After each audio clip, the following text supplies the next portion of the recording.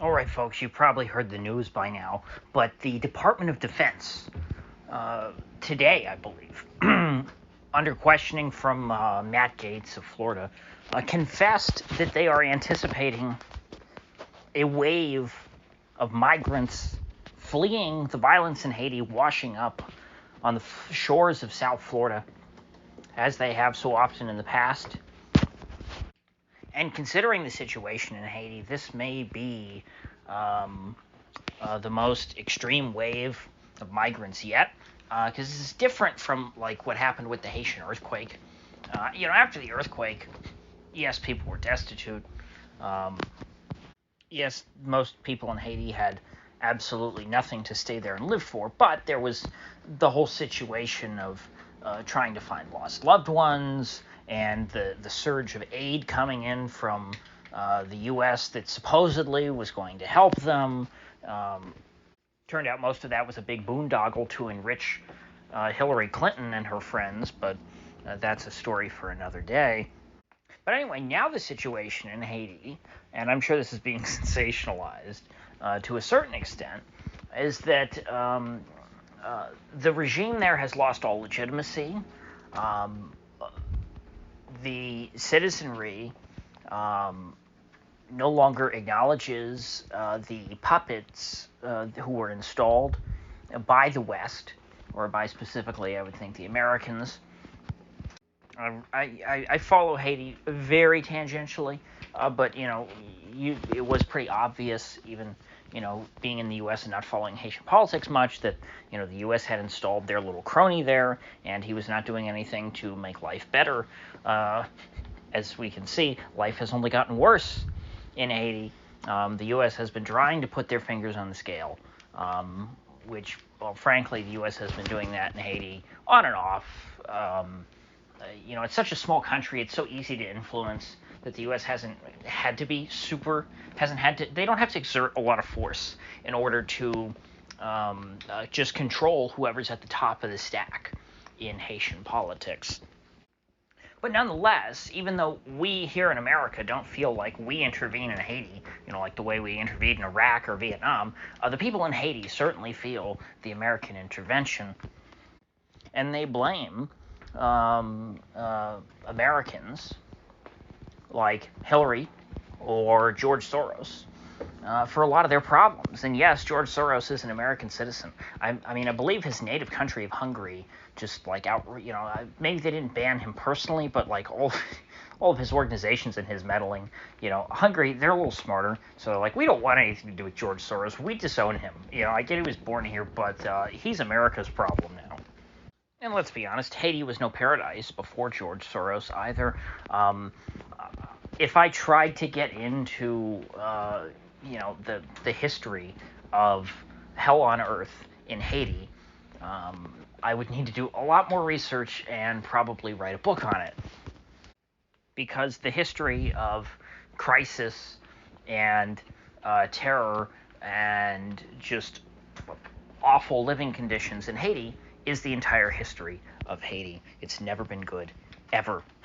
Like, they started out as slaves, and it's pretty much downhill from there.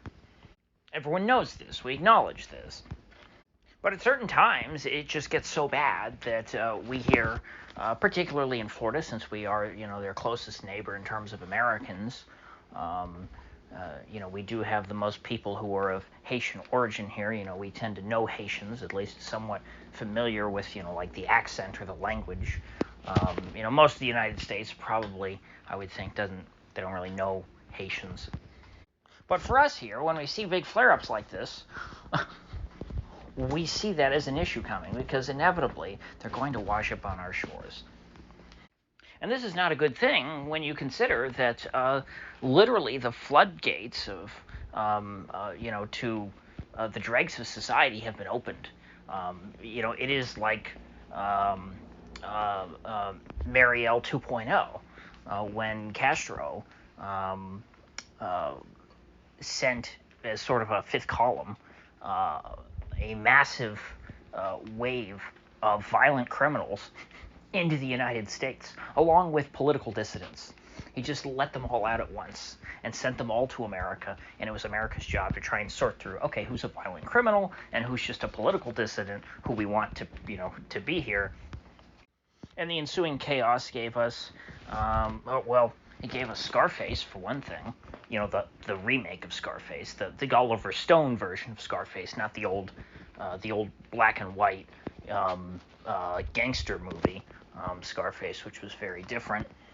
And so for older people in Florida, I was not born when that happened, but for the generation before me, certainly my parents, and everyone their age, they remember that time very vividly. And so Matt Gaetz, thankfully, is concerned about that happening again, and apparently so is the Department of Defense, even though they're going to do jack squat to prevent it.